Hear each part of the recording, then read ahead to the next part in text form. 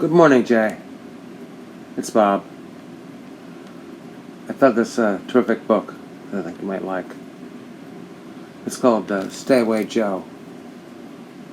It's about French-Canadian Indians. And the star is this guy who is a rodeo star. And he lives in a 1953 Buick that he's selling all piece by piece. And I thought I could read some of it to you. Chapter 1. When it became apparent that his youngest son was about to be kicked to death inside the corral, Louis Champlain stopped carving the little wooden bear and sat up straight with concern. "Joe," he called. "Do you hear me, Joe? Leave those gray bronc alone. Sometime you get killed by those bronc." With a hammering and splintering of poles, the bronc had climbed the corral. His ears and one wild eye were briefly visible over the top rail, and Joe, a small boy of 9 or 10, was somewhere on the ground, scurrying to escape.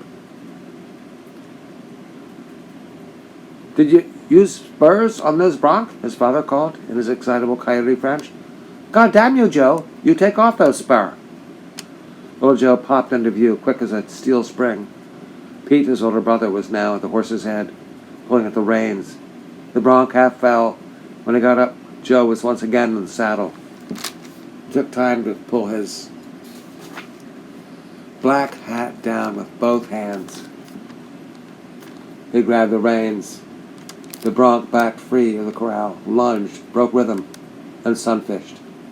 Little Joe was dumped to the ground. He lay face down, and the bronc bucked over him and around the corral with empty stirrups whopping. But a second later, Little Joe was in pursuit, limpity hobble, in spurs and boots too large for him. Louis shouted, "Joe! Pete! You hear me? You be careful of those bronc."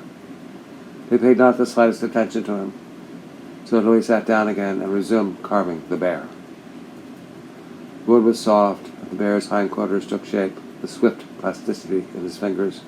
A woman, broad and stolid, had stopped clattering pans inside the kitchen and was in the doorway. Louis knew she was there, and said, not turning, "Old woman, watch those boy of yours. By gar, sometime those gray bronc kill those boy." "I'd sell that no-good bronc," Gus Badonic said. "He'd pay you $10 for that bronc." $10, said Louis in derision, making a spiral gesture with the blade. He was a medium, tall, dehydrated man, and at that moment he seemed to be all nose and eyeballs. "Sometime I'd take him to the race and win for $500. She stood sweating from the cook stove, where her husband shredded the long fibers of wood, making hair for the bear's hindquarters and his foolish little tail.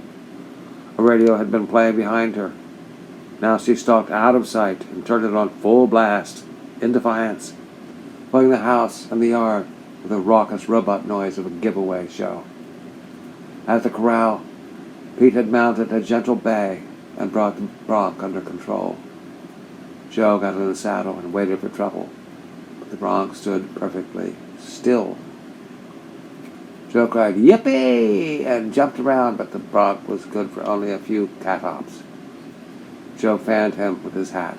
He tried the spurs, but the bronc was almost docile.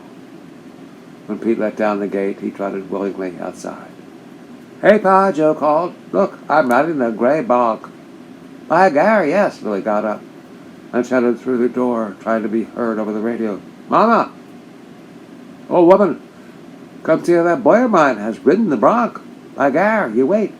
One of those times, these boy will be a bronc rider at Madison Square Garden like Big Joe." The radio blared on. Mama did not come to the door. Mention of riding at Madison Square Garden only made her bang the pans more loudly. Louis Champlain did not notice. He was aware only of the bronc and Little Joe. He rolled a cigarette of Bull Durham and wheat straw paper, lit it, and dragged on it, letting the smoke out through his nostrils, without taking his eyes off Little Joe. Bump, bump, bump. Little Joe rode proudly across the yard, his long stirrup, Indian style. The bronc had a rear shifty way of going that was no recommendation in most eyes. But Louis, had no extra sense for horses.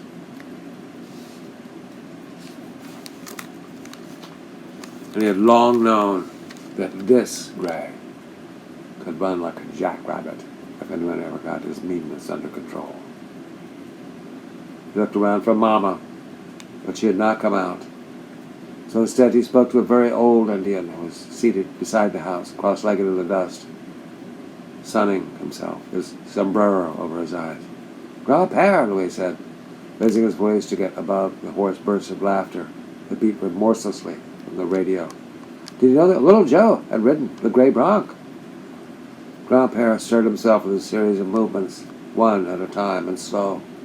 He was so old that years could leave no further mark on him. His flesh was pulpy and pouchy. His skin was like a withered potato.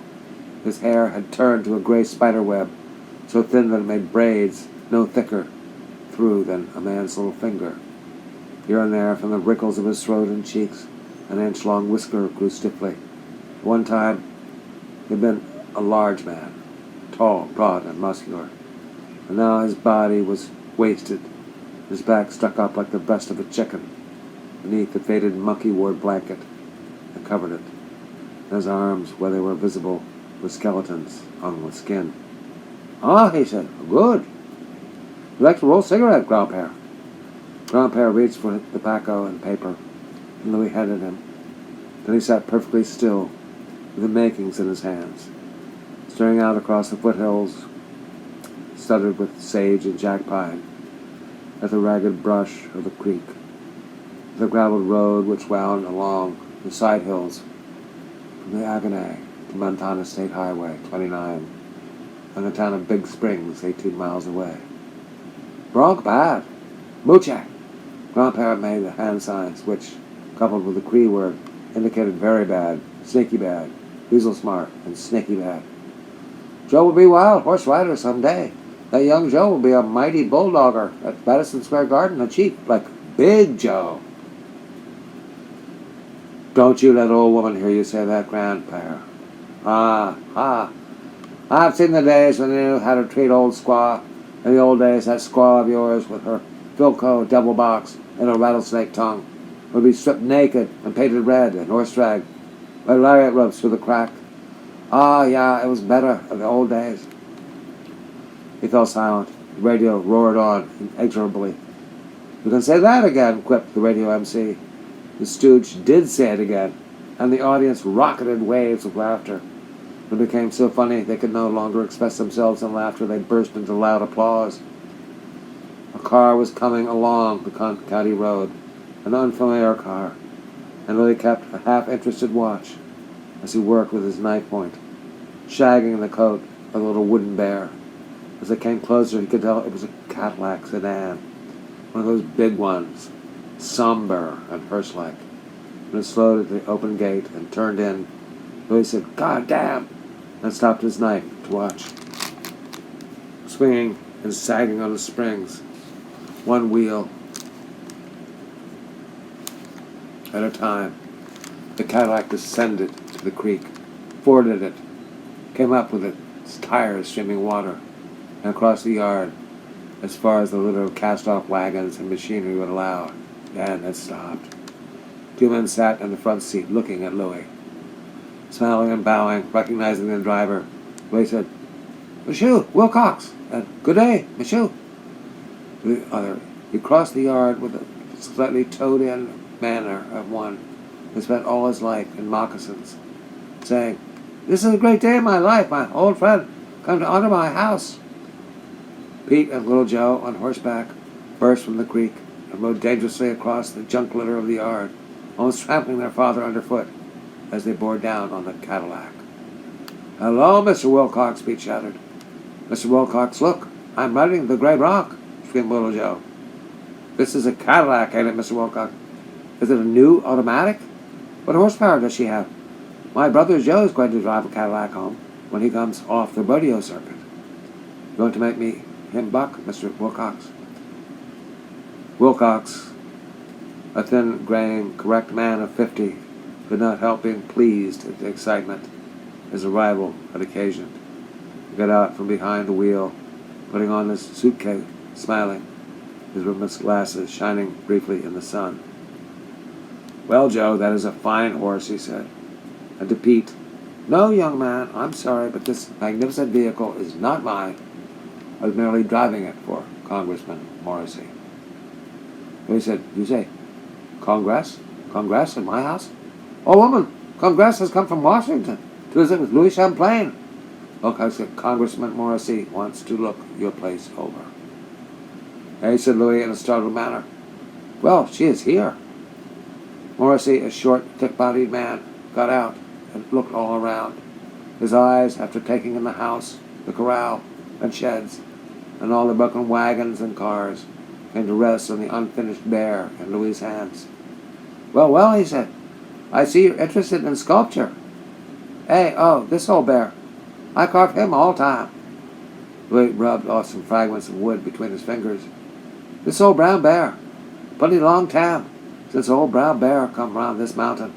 Like grandpère say, he leave country with buffalo. Grandpère remember him all right." Wilcox said, "The old man is over 100 years old." Morrissey took an interest in Grandpère, who was still sitting in the dust beside the house, the cigarette long dead in his fingers. "Is he really?" "Sure," said Louis. "I guess 105. Something of a hypochondriac and a secret student of the actuary tables, Morrissey asked, "By the way, what are his dietary habits?" Well, that's the first part. I'll give you more later.